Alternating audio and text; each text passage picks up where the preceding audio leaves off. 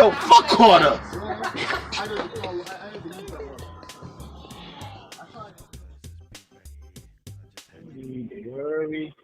As long as I got my nine. Nah, you gotta do it in the voice, my nigga. I can't do it in his. That's a distinct voice. Nah, you gotta be sound boy. And ain't no time to worry.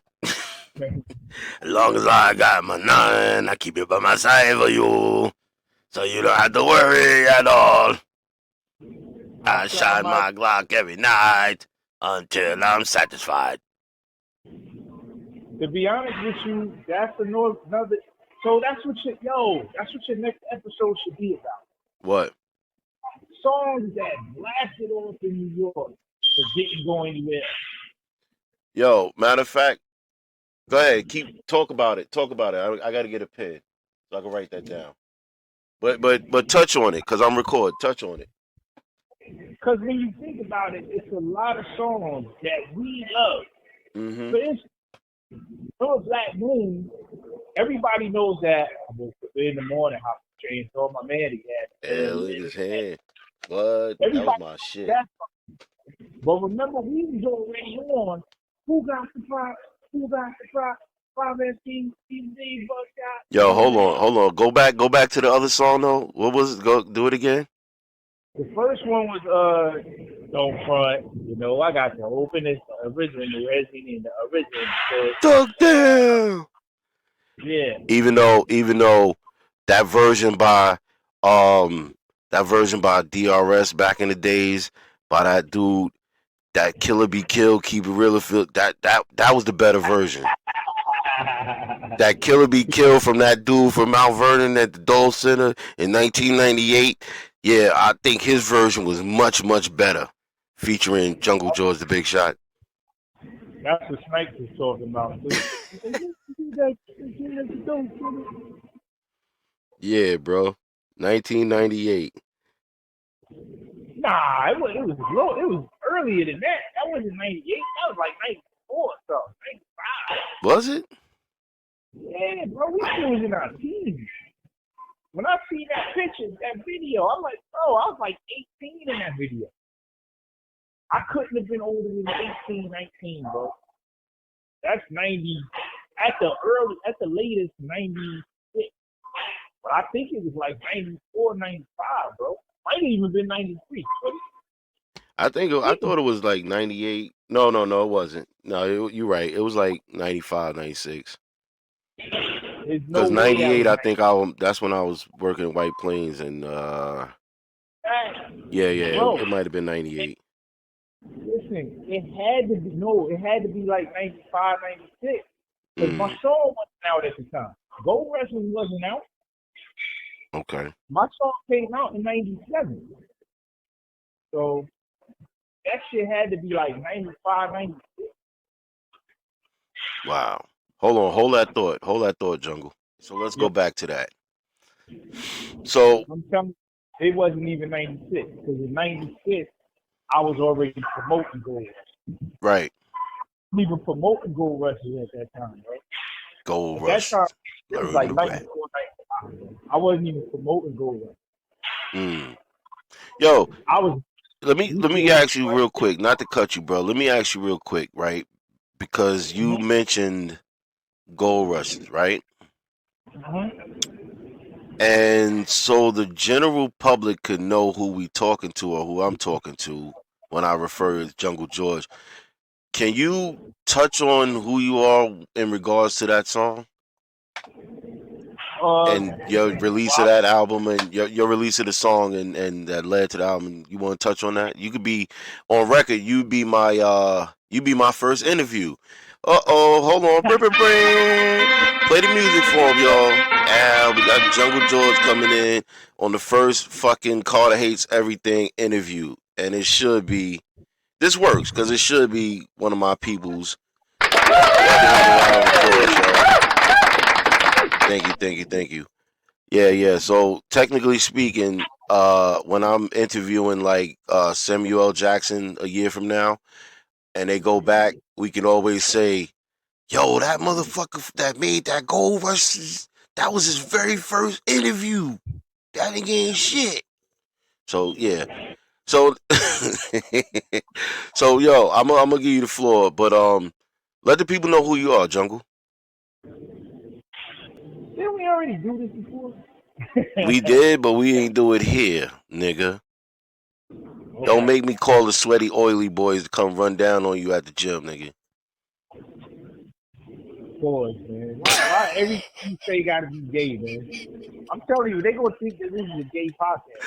Oh shit. It is. Listen, disclaimer. You This started is it with a not gay. uh, a coalition podcast. You started it with a gay gay. Nigga, I stand on business. Don't you talk about me. As soon as you came in, Nigga, I stand hey, on get business. the dick in the booty. Oh shit. Nigga, I stand on business. Don't you talk about me.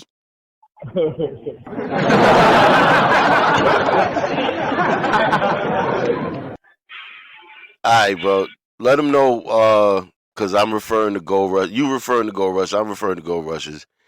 And we talking about that was around what time? 97. 97. So just give them a little description of what we talking about as far as your first track, what you did, how it come up, and the success of it. Okay, so I was in a group called the Llowly Ones, a group that me, Tyrant, Prime Time, DJ Dub, we founded back in probably 95, maybe Mm-hmm. even a little bit earlier, 94. I know we was doing mixtapes and stuff for the most part. We was like, so if you remember back in the early 90s, most DJs had rappers that would rap on the beginning of their mixtape. Mm-hmm. And that's kind of how we got our little notoriety. We used to always try to rap on everybody's mixtape. That's how we really connected with Dub and certain other DJs. Like, salute to my man Chuck Nash. He told me I was the first rapper to rap on his mixtape. Oh shit! Salute! Salute! Salute! Yeah, salute to Chuck Nash, DJ Austin, Salute! Casey put us on his mixtape, stuff like that. So we got a little bit of notoriety in the mid '90s in the Bronx area, pretty much New York City. So trying to capitalize off that, we independently started a record label, LCRE, and we put out our first single, which was just me as a rapper, and I produced one song. David Stillman produced the other one, EP, and yeah, bottom line is we put the mix. I mean, we put the song out. It was just a single. Mm-hmm. Gold Rush for All Night. We put that out in 1997. They didn't do that great. So like 2,000 copies. We had it in because we put it out independent, but it gave us a decent amount of notoriety in the New York City. Which I will say I do remember, cause at that time that's when I was going to BMCC, and I remember I called you. I was fucking going excited, crazy, like it was my shit. When I saw your tape at what was it, B Street Records? No, Was that B that might have Street? been that might have been the Harlem Music Hut. Cause that's Harlem Music I Hut. remember Harlem Music Hut, but it was one of the spots on Canal Street that I used to go to a lot, and I remember seeing your tape in the shelf there. Okay. And that was like, oh shit, because remember, hold on, let me big up somebody. Shout out to that dude Robbcotter, because he shot the photo for the cover for the album. Yeah, that guy's a great kind of guy. So yeah, when I saw the shit, I know, fuck me, George. I know, I'm sorry. Pause. I saw it in the shelf. I went nuts. Like, oh shit. And as I've always told you over the years, that was my inspiration for me to start rapping and doing music and shit too, is because once I saw my man take something and create it out of nothing and get it all the way to being in a store and I could physically see it, like I know that guy. That's my dude, and he did it and it's in a store. That inspired me to say, well shit, I could do it. I just wanted to touch on that though. But go ahead, Jungle. Nah, I mean, that's all. Like, basically, I mean, I guess technically you could say I'm probably the first rapper from Mount Vernon to put out something independently. Yeah. That, actually was on the radio, pound scan, certain amount of records sold. Like, don't get me wrong, there was guys before me probably. Shout out to all of them guys. It's a lot of legendary dudes. What's the name of that? The guys who they do that barbecue in Brush Park every year. Money Making Mob. Oh Money yeah, Making yeah. Mob. Shout out Money Making Mob. They always talk about the Collins brothers. It's a lot of dudes Yeah, before shout me. out Collins Brothers, Money Making Mob.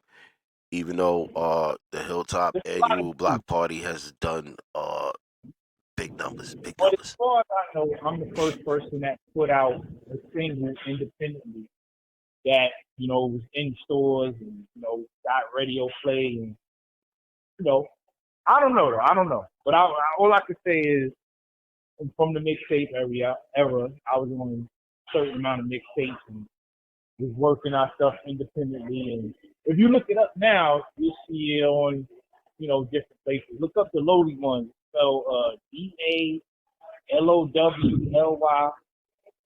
DALLOWLYONES. The llowly ones. Just look that up and you'll see what we're talking. And yo, that was something actually I was gonna touch on. I'm glad you got there. Um, I was gonna touch on the fact that you have told me that it had a resurgence in the modern era, on different platforms. You wanna touch on that?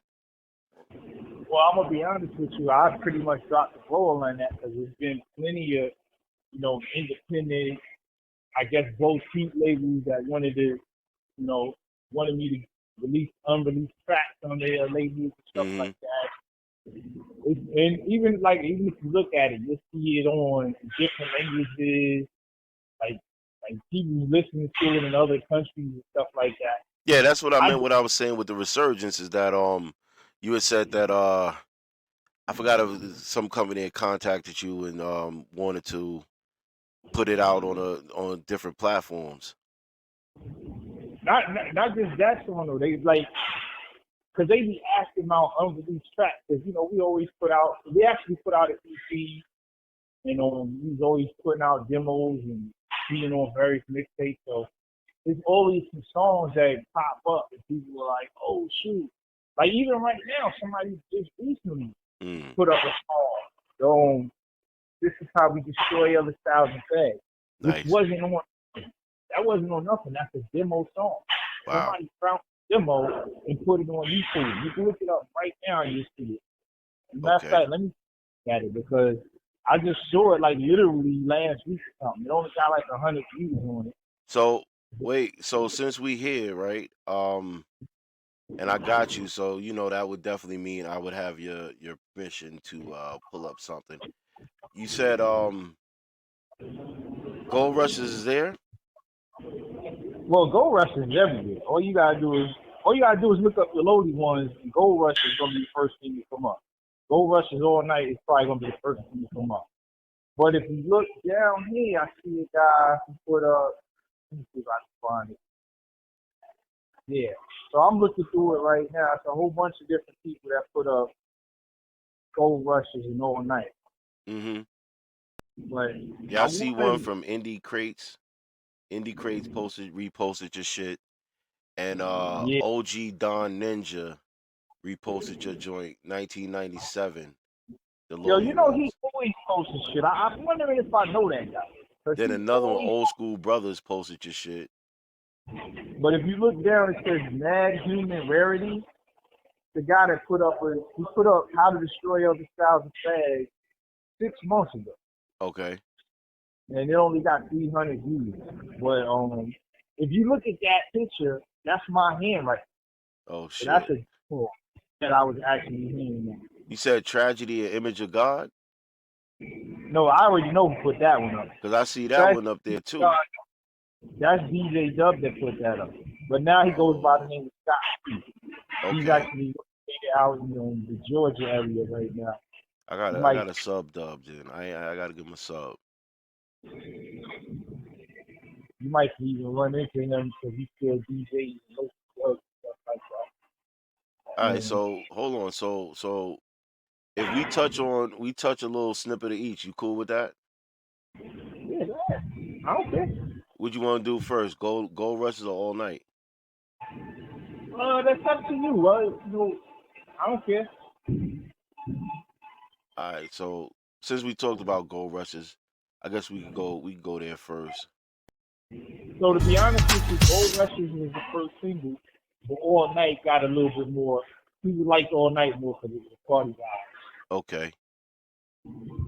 All right, so yeah, we're gonna touch on that a little bit, just enough where YouTube don't do their YouTube shit. You know what I'm saying?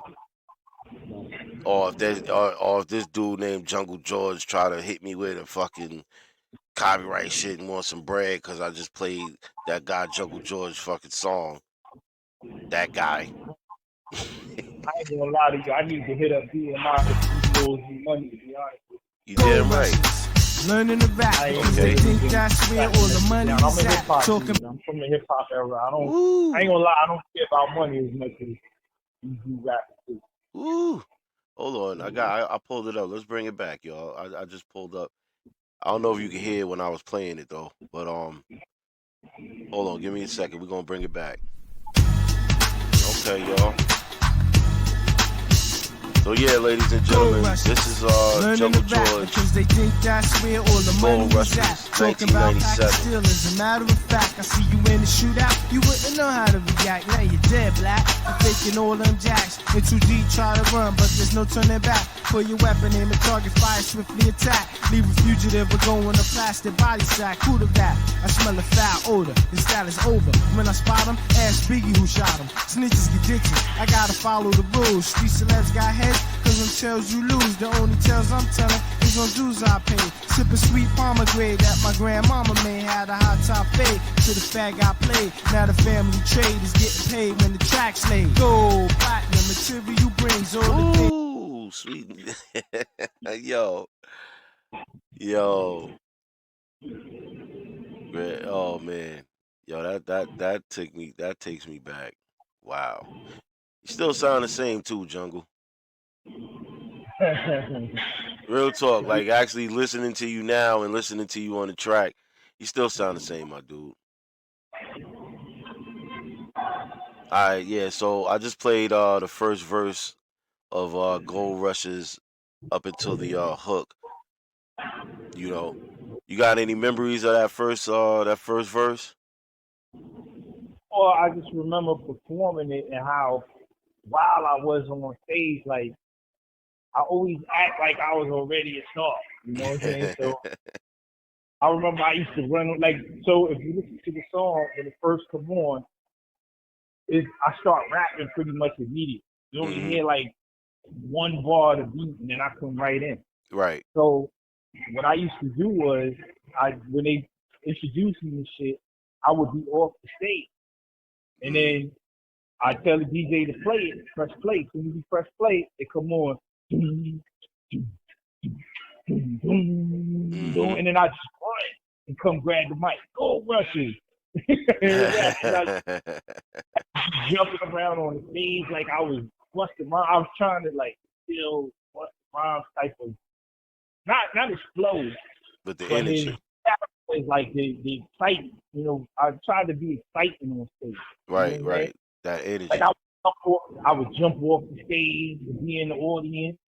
And they be like, who the fuck is this? This dude ain't even famous like that. But I used to act like I was already famous. You know what I'm saying? Yeah, elbow a couple of people in the audience and shit. And then the people that I met, like that's to me, I think that's why everybody was drawn to me. Even though I was a nobody, I would come off the stage and people would come up, yo, I'm so and so, blah blah blah. I met a lot of people from my performance. So I mean, this is a different time though. Everybody's making a name off of the internet stuff. Most of these rappers never came outside and they could still make $1 million. Yeah. Whereas back you had to do shows. Right, right. So I met the majority of the dudes that I ended up connecting with, doing songs with and stuff like that. There's the DJs that had me on the mixtape. I say 70% of them I met doing shows. Mm. Yeah, it's a great time. I enjoyed doing shows, and I met a lot of people. Salute to my man Grim. If I ever run into him, Grim. yeah, I would love to run into him again. That was my guy back then. You know, I ain't seen him in years. Absolutely. Breeze Ever Flowing. Salute to my man Breeze Ever Flowing. Rest in peace to my man Sharmello Durant. Mm. I mean, his claim to fame was the beat for Busta Rhymes, Put Your Hands with My Oxygen. But he made a lot more stuff. Him and salute to my man Buddha. There's a lot of people that I connected with from doing shows. Nice. Yo, if you don't mind, real quick, we do a quick little snippet of All Night, and then you can talk about that one. Okay. Let's see. Let's pull it up. Let's boom. We right here with it. Hey, you're right. I noticed that on both of the uploads All Night, they both got like nice numbers. Oh, okay. Okay, y'all. This is Jungle George Da Bigshot. All Night, 1997. We tracks. I twist you back in the sack all night. Rip we tracks. I twist you back in the sack all night. Rip we tracks. I twist you back in the sack all night. Rip we tracks. I twist you back in the sack all night. The loot's in the bag. Scallywags wear army bags and such, using the drugs a man's crutch. I keep in touch with my crew. We shoot gift duck bull before you get here with this uptown skit. Really, Big Willie not. The big shots in your territory plot. Here to blow up the spot. Using slang cause my language constantly got NYPD trying to observe me get my swerve. The nerve of these herbs kicking crocodile words. Wanted to impress me but the bags don't impress me. I swallowed all the product, so back off me. I got robberies to do. And shorty's the city, you know me. I'm holding up your street corners. Borrowing quarters, pushing up on your Catholic school daughters. Mine on my money and I don't think long. I got a song, the road to get you all on the dance floor. We tracks, I twist it back in the sack all night. Rip, we tracks, I twist it back in the sack all night. Ooh, okay. So yeah, Jungle, I just played first verse All Night up into the hook. So if you want to touch on that, you can, my dude. That one had a life of its own because I didn't even really promote that, but that's the one everybody thinks to the most, probably because DC produced it. Mm-hmm. DC very well polished. He was a great producer. I mean, he produced for a lot of different major label artists too. He did music for like Nas, Foxy, you name it. He was out there. Remember he did a song with Teflon from MOP. Mm-hmm. A lot of people don't know who I'm talking about, but I met Teflon personally. Good dude. I would like to run into him again too. Yeah, so that song was more polished than Goldrushers, I guess. And even though I didn't want to go that lane as being like a lover boy type, that song kind of, it got a more recognition than Goldrushers. But one way or the other, it was a great time in my life.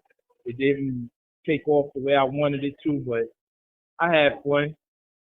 My little 15 minutes of fame was being a rapper. Nice. Trust me, I ain't missing no meals. Life's been good after that. You know what I'm saying? I'm not one of them rappers that is, I'm not the mad rapper.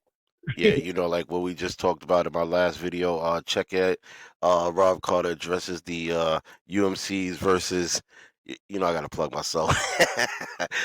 UMCs versus DJ Kenny Parker video. That shit will be uploaded soon, but yeah, check that out. Sorry, Jungle. I had to refer back to what we just talked about. You're not one of the old bitter rappers.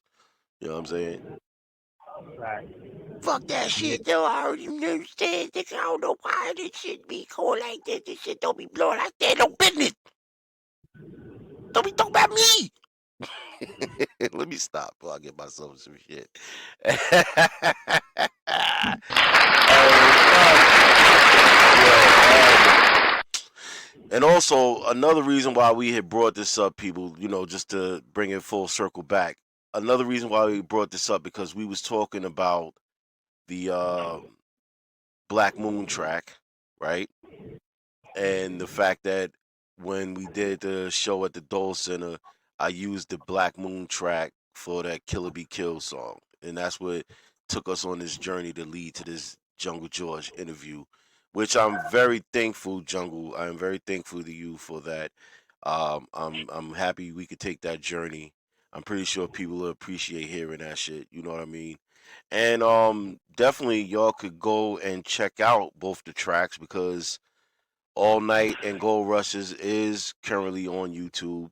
You can find it. The Lowly Ones, DALOWLYONES, The Lowly Ones. One song All Night, other song Goldrushers, and then what's the other one they upload? You said Tragedy and Image of God. That's uploaded. And there's tons of versions of Jungle G singles, tons of versions, variations on YouTube. I'm actually looking at them now. Oh shit. Get the fuck out of here. Hey yo, who is Mad Human Rarities? That's what I was telling you. I don't know. No, yo, bro, the copy. If you look on the video, it's a Maxell, it's a gray Maxell tape that it's a picture of as the image, the thumbnail. My nigga, I remember that tape. I had that tape. So whoever put this up had to be somebody that know you or me that had to take. Where the fuck did they get the picture of that tape? Is my question. No, I will be honest with you. It could possibly not be because I wrote that on a whole bunch of tapes. You're right, though. I did. A gray If you Maxell. remember, It's a gray Maxell tape. I did that all the time. If you were, that's why I was telling you, you need to look through all the shit you got. I know I got that tape, bro. I fucking know I got that tape. I'm thinking somebody took the picture. Like, that gotta be somebody we know because it's like, how the fuck you got that tape? You know what I'm saying? And I This is know what I'm that saying. got that tape. But I didn't know you had wrote them a bunch like that, and put them out. But You got other stuff in your house too. I used to use this system to make copies of my songs all the time. And then I would hand them out or I would send them to other places and stuff. So I know. And I purposely used to leave some in your house.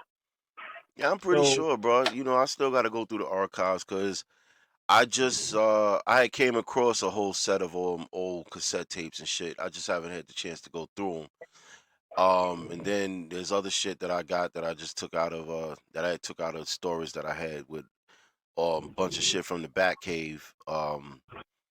And a lot of that was all old cassette tapes.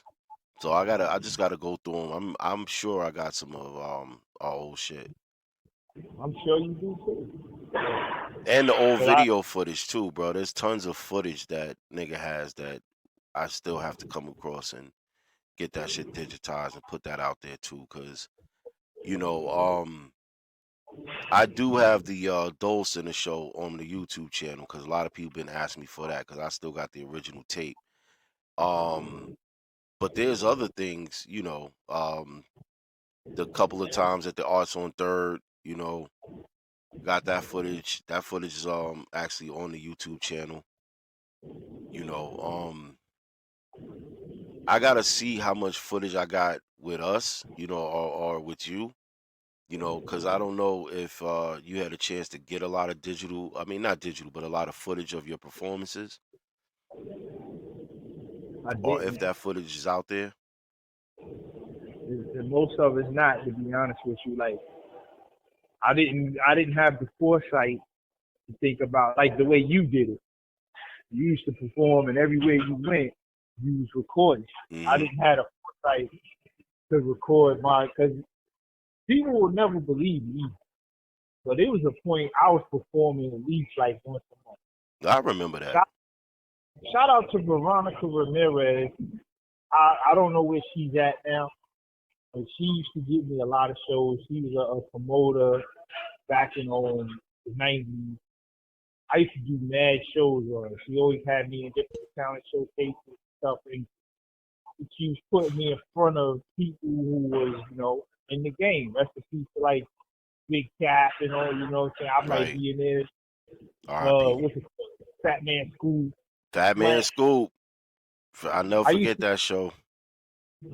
back in the days, I was doing a lot of shows because of her, Right. and I don't even know if anybody remembers her, but I remember that name because she got me a whole bunch of shows. Her name was Veronica Ramirez. And Veronica Ramirez. Veronica Ramirez. Oh, If maybe we're gonna anybody, have to do some research. I would like to give her flowers. I'm gonna be honest with you. I don't know. I don't know how big she was, but I know she got me a lot of shows. And then again, even in her office, she had pictures and stuff with certain other underground rappers. I remember she was getting group home in them shows. You remember group home? Hell yeah. Living So proof. she had they shit up, and I can't remember everything, but I know she was getting people shows, and I was one of them. Was she considered a promoter? From what I remember, she was a promoter. But I can't even remember. But all I know is that's how I was getting shows. I don't even remember how I hooked up with her. All I know is I got a lot of shows through her. I found out where a lot of offices was. I used to go to offices. That's what I'm telling you. That tape might have not even been your tape. I used to make a lot of demos, and I would go to the offices that she showed me. Yo, so-and-so's office is here. So-and-so's office is here. I used to go to people's offices and get them my demo pack. This is how, now we're showing our age. Back then, everybody had a demo package. You had like a couple 8x10 pictures of yourself, Right. a bio, your demo, stuff like that, and then you would hand it out. I used to, like I said, I kind of worked harder than a lot of people. I used to have stickers, I had flyers, I had cards, I had all this stuff at the time, and I was doing this independently, which sounds like nothing now, but at that time it was a big deal.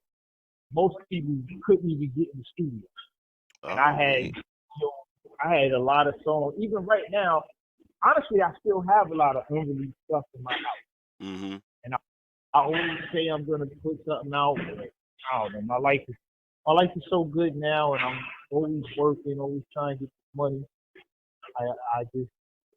Here's some funny shit. I hate to keep rambling on, but Nah, you I have good. Let everybody I know. have a studio in my house right now, man. Huh? I have a studio in my house, Right. and it's just sitting there collecting dust. So Well, you might get motivated to get back in there. maybe this conversation might motivate you a little. You know, because that was going to be one of my questions. Before we wrap everything up, was do you feel like you would make a return back to music, or would you be comfortable making a return back to music in this new climate of music? Like, how would you feel making a return back to music? I would love to, because I'm not one of the people that say, "Oh, I'm retired" and no shit like that. I've always felt like I was a rapper. I don't care whatever it is. I'm still a rapper, and I would love to rap again, but I ain't gonna lie. I mean, you know me personally. I'm a pretty successful dude, and a lot of my time is spent on making more money. So it's like I don't spend enough time focusing on my hobby, Right. which is a bad thing. I'm not doing what I love. I'm doing what makes me money. Well, sometimes life gets in the way, and we have to take a different level of the journey, which is focusing on foundation and paper. You know what I'm saying? And when we get older and you got responsibilities, bills, family, kids, all of that shit, ain't no space to be a broke rapper. You know what I'm saying? You ain't got time for that no more. When you was younger and you ain't have all these life responsibilities in front of you and shit like that, yeah, it was different. But once real life kick in and you see what the fuck a bill looks like, and then you got kids and all of that shit, yeah, you can't be a broke rapper trying to make it. You know? You know what I'm saying? So salute to you for, taking the journey that you took. You did have a pretty great run as far as that goes. So you can still say you did better than most, because how many people we know, and like you said, we know each other personally. How many people that we know that might have been dope rappers but never took the step to even follow the journey? You feel me? And now Speaking, they're looking at it where they looking back where they like, damn, I wish I'd even made the attempt to try. You know what I'm saying? yep. Speaking of that, though, we got to shout out our legend, the legend from our hood, who's actually your cousin. Our born the Thunder God. Yeah, You know what yeah, I'm saying? definitely. Shout out to Born. Shout out to Born. Definitely. He just actually Born just did an interview with Money Mike and the None But Love podcast. Shout out to you guys over there. Maybe one day I can get Born on here, come on over here and embrace some of this darkness over here. and we could definitely help promote that. I do, and Jungle, you know this, I do often promote Born in my other group, my Facebook group, and y'all can go check it out. Battlegrounds, that is me. That's my Facebook group. Indie artists, independent artists, established artists, up and coming artists, beat makers, producers, whoever you are, it is a free space for you guys to share, put your music there, promote your shit, communicate with each other, god damn it.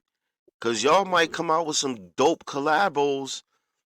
Shout out to my chick, Catherine Butler. She doing her thing. You know what I mean? And I've been a day one since I met her on the gram, and it translated over to the book. But I've been, supporting her over the years with her music and her project, and she doing her thing. Hopefully we can get you up here to New York, baby. Let you get some of that New York shit, because that one track she did where she did like a New York flow freestyle, that shit was fire. And just to see that she could do that type of shit was fire. So yeah, Battlegrounds is where it's at. You guys could always put your shit up there. I'm an avid supporter of Osborne's work. I'm always reposting his work and his tracks, anything new that comes out in the group. So you could always see all of Osborne's upcoming shit in the group. And definitely, definitely, hats off and salute to you, Born. You proved that lightning can definitely fucking strike twice, bro. And it strike bigger than it struck the first time, god damn it. I'm going, hold on, whoa. I'm gonna give you one, and I'm gonna give you that lightning can strike twice, but damn if that shit didn't strike bigger the second time. Hot damn, bro. You did your thing. You did your thing. And my hats off. Carter Hates Everything platform, Frontlines Entertainment platform, the Carter brand platform. We salute you, and hats off to you, Born. My bad, Jungle. I just ran it a little bit. Sometime I go left. The coffee's kicking in. Hey, you didn't go left. That's exactly what I wanted you to do. Our born restore the film. Restore it on Spotify and all big platforms right now. Yes. Social media platforms. I Restore the born film. restore the fucking feeling. See, now he he ain't gonna say it like I'm gonna say it like that. But this is the space you in when you in embracing the darkness. Come on over here, Sith Lord style. We can say it like that. Restore the fucking feeling. God damn it. God hates everything. Carter brand in here in this motherfucking building with my boy Jungle George. And a very dope interview, I must say, with my boy Jungle George. Before we wrap it up, Jungle, uh, real quick, because what started the conversation was us talking about the Dole Center show. Do you remember that night? And what do you remember about that night? And then we'll wrap it up from there. I typically Mount Vernon shit. You know what I'm saying? People got beat up. The girls were fighting. There's a whole bunch of shit going on. Yo. It was what happened on stage was actually my fault. Because I waved all the niggas on the stage. Oh, I was gonna get there. Yo, let me ask you something. You said you got Snipes' number? Yeah. You think you could three-way him real quick? And because he was, he was third man on the stage, and he was the one that said, "Oh, my NTR niggas, I need you to come on stage right now." Oh, okay. So it was his fault. I thought it was my fault. Nah, it was Snipes. It was Snipes. It was definitely Snipes. Okay. Now you might have backed him up. You know what I'm saying? But yeah, nah, it was Snipes. It was definitely Snipes. Okay. And from what it was, like, if we could have just fast forward a little bit where we had the wireless mic technology at that time, like, where they wasn't so expensive, and we had wireless mics, I think that it would have worked. You feel me? But when all of them motherfuckers ran on stage, like 50 niggas run on stage, and they tripping over the mics, tripping over the cords, we tripping over, trying to keep it, just fucked up. It fucked up everything. They had to reset it. You know what I'm saying? But as far as like an epic moment, huh? I was getting ready to say. That's exactly what I was getting ready to say. It still was an epic moment, Yes. even though we fucked up, messed up the audio and everything. Yes. Just the fact that we did that, everybody always remembers that. Yes. Man, the Southside, so, but do you really want me to try to get Snipes on? We could do it another time. Because I don't know what he's doing, but that we definitely could just do a whole segment about the infamous 1998 show, my nigga. You know why I want to touch on that too? I mean, I keep saying 98. It wasn't 90. It was like 94, 95. I'm gonna go look at the video because the actual timestamp is on the video. Yeah. You know what I mean? Because remember back in the days with the VHS tapes, it would have the fucking date in the corner and shit. So I think the date is on that video, if I'm correct. I think so But too. I would love to get Snipes on because the three of us was doing that show, and I would love to revisit that with the three of us, bro. You know what I'm saying? Right. Definitely do that, bro. We could do a whole segment just on that night alone, man. Because and the reason why I want to do that, because behind the scenes, me and you, we've had this conversation before, and I don't even feel no type of way about it anymore. Like, whatever, it is what it is. No matter what you motherfuckers say, and I'm gonna be very clear on this. I want to be very clear because I'm on my platform now. I'm on my shit. And I'm gonna talk my shit on this motherfucker mic on this platform. You better goddamn believe it. So, no matter what any of you motherfuckers say, no matter what niggas try to do, you cannot rewrite history. Let me say it again. You cannot rewrite history. You could try to retell it in your own vision. You could try to X niggas out and act like shit didn't happen. And that was one of the reasons why I made sure I, like you said, G, thinking ahead, why I always kept a camera recording. You understand? Because I'm looking at it right now. Just niggas, to let you know, I'm looking at it right now. It says 94. 94. Okay, 1990 fucking 4. Hold on, Jungle. Let me get a minute real quick. Do what I do. 19 motherfucking 4, right? So let's look at that. That's me, Jungle George, my little cousin Snipes, on the stage at the Dole Center in Mount Vernon, New York. 1990 fucking 4.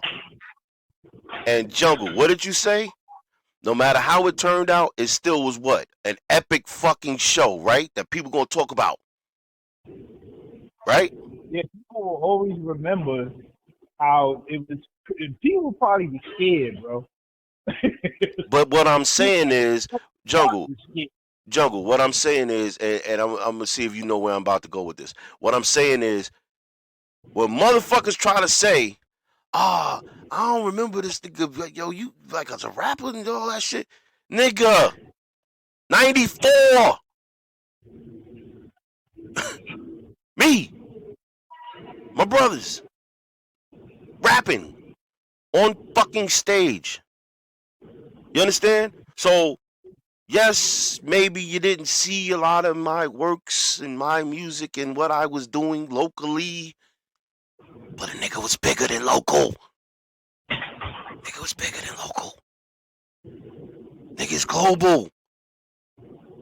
So I just want to say that to address these fucks that always have something to say about, yeah, yo, I don't remember you was rapping, you Jungle, you know I've addressed this before to you. But I just want to let it be known. 94 was my first show, public performance. 94, niggas. 94.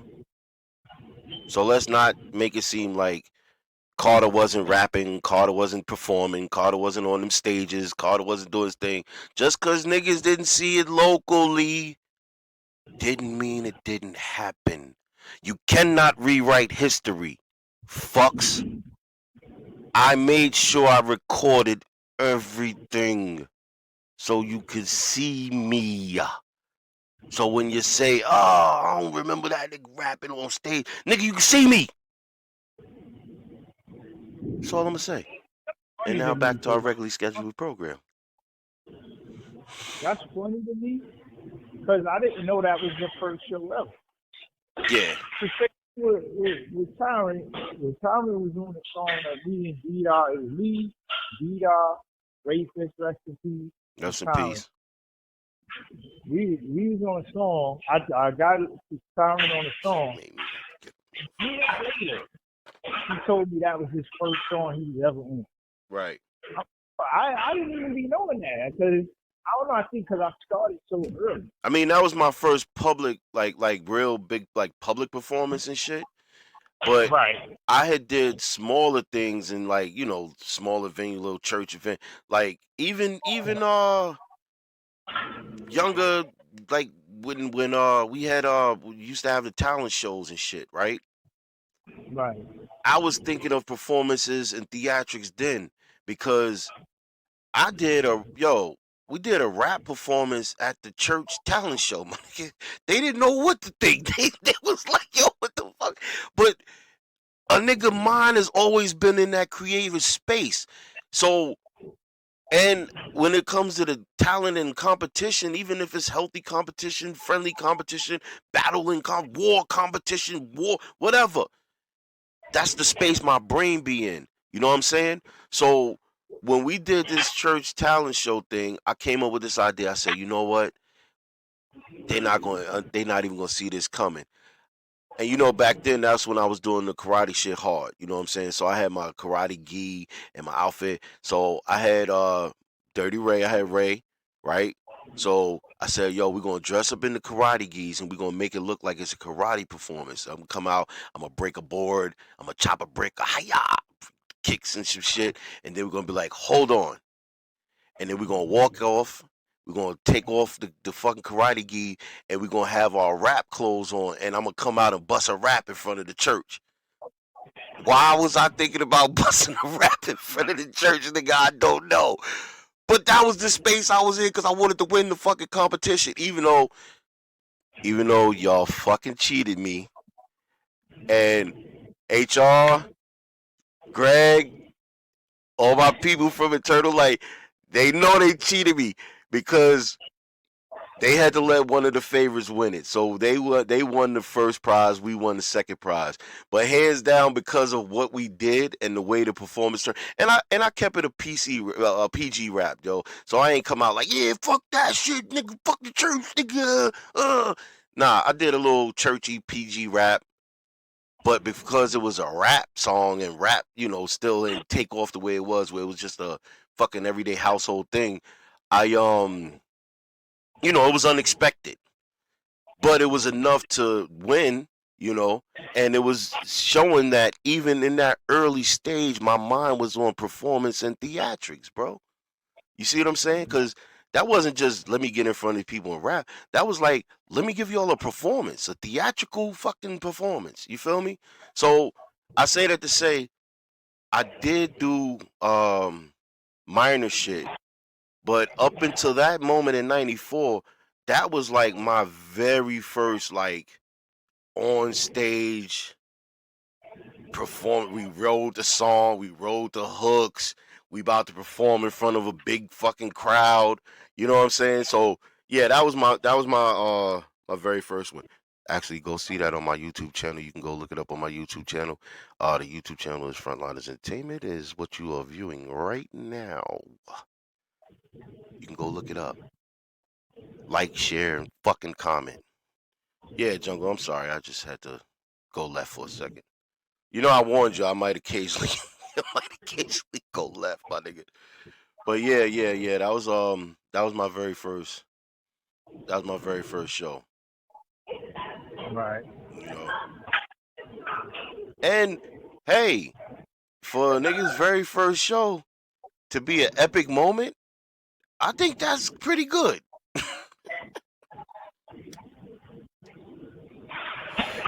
What do you think? Yeah, because I'm going to be honest, I don't even remember my first show. I do remember my first demo, though.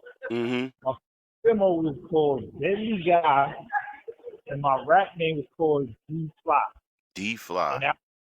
And that was like probably 88. Wow. I was about 11 or 12. It was 87 and 88. Wow. And I don't remember the whole song, but I remember how, because you remember how rappers used to break down their names? Mm-hmm. And I remember everybody used to love it. Yo, just say that part again. And I was like, the D is the great, the E is the elevate to a flyer level, and forever dominate. In the other E is for it works every time. Body start moving when I start to rhyme. Yo, hold on, pause for a second. Yo, listen, people. Did you hear that?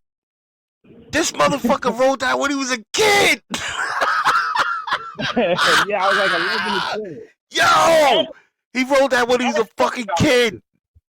Put some respect on this nigga name. He stand on business. Ask F about that shit. Because F still talking about that shit. Shout out to Ephraim. He's still trying to find that. I would love to find that tape, yo. I remember some of it. Mm-hmm.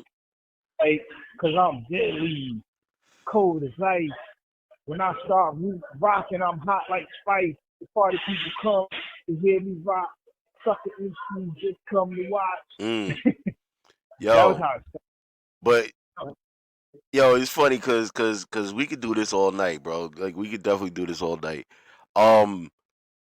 But in our circle, right, and the circle of people who know you, personally, and people who know you out in the world through your music, your works, and shit. Can we still agree, arguably, Peter the Great?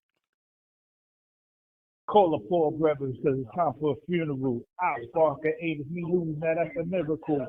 Set the clock, it's time to rock the spot. Sucker, when you're hot, you're hot. Opponents can see, now clowns know I bag up anything you sending me. And I just be enemy, skepticals and enemies.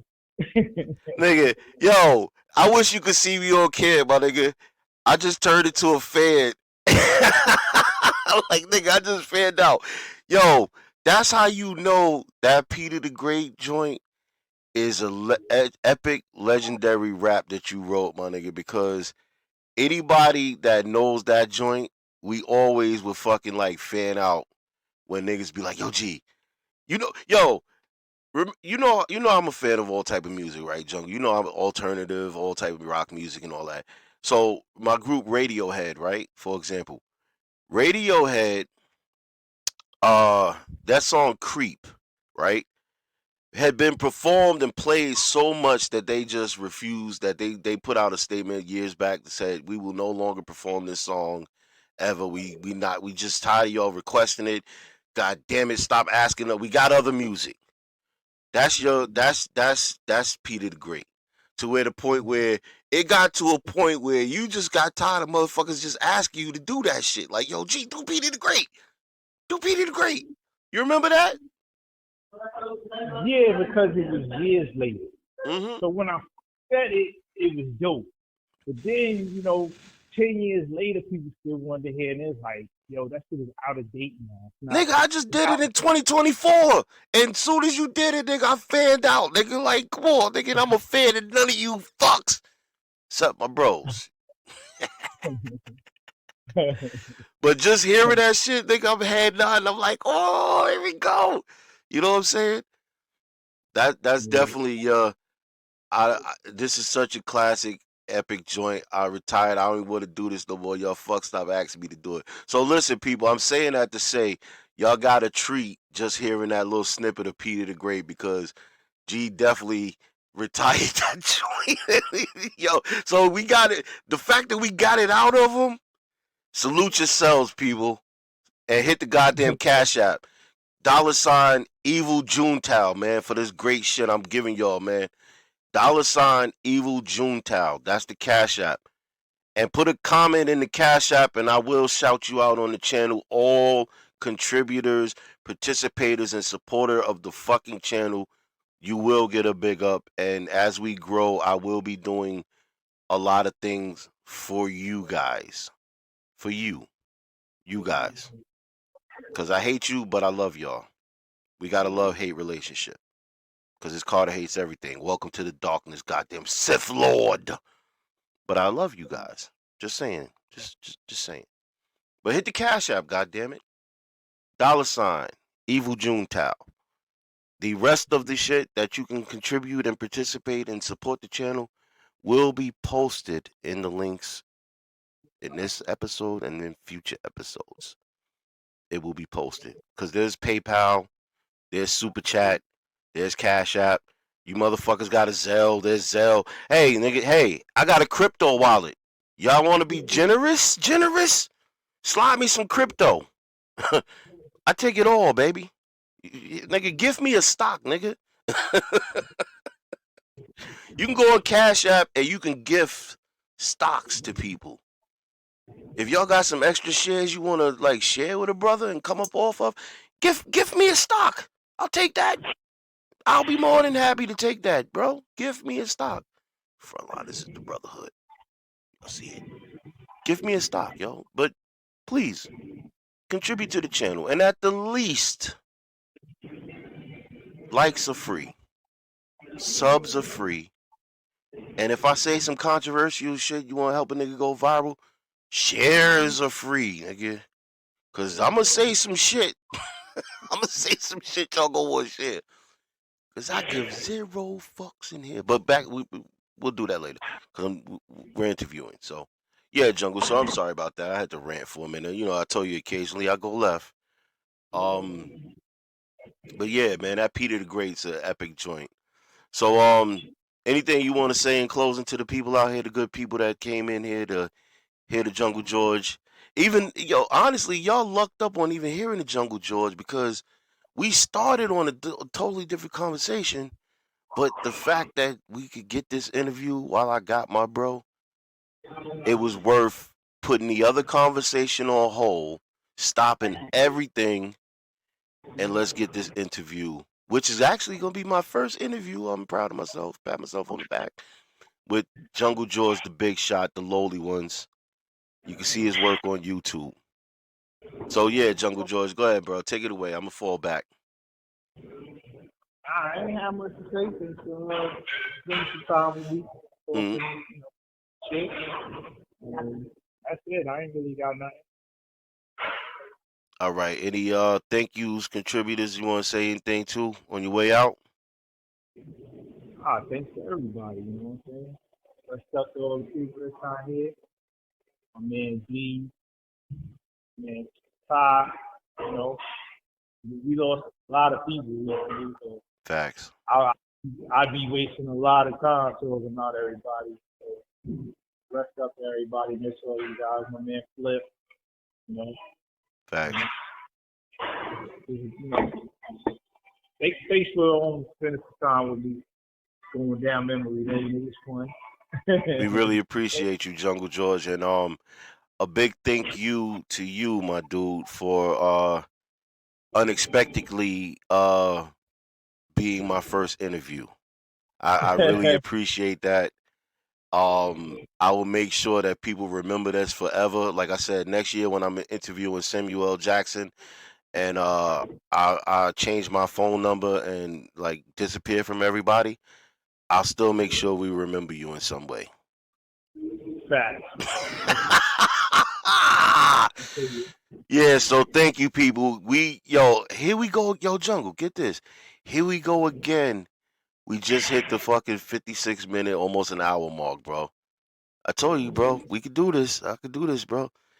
But yeah, we gonna cut it here. Thank y'all for coming. This is the Carter brand. Under that is Frontliners Entertainment. Under that is Carter Hates Everything. Facebook, Battlegrounds, all things rap, battle rap, music. All things comic books. That is also my group on Facebook, because I know y'all don't know the face behind it, but yes, that's me as well. And the Carter Hates Everything Facebook page is there. These videos will be reposted on the Carter Hates Everything Facebook page. I will be uploading or re-uploading onto there too as we get this machine in motion, because this is going to be a goddamn machine. It's going to be an unstoppable fucking force. Y'all better believe it. Instagram, I'll put all of that in the fucking descriptions, or I'll put it in the tag at the end of the video. But yes, thank you all for coming. I appreciate you all. And we out. Carter Hates Everything in this motherfucker. Give me some bumper clot gunshot for your blood clot fierce.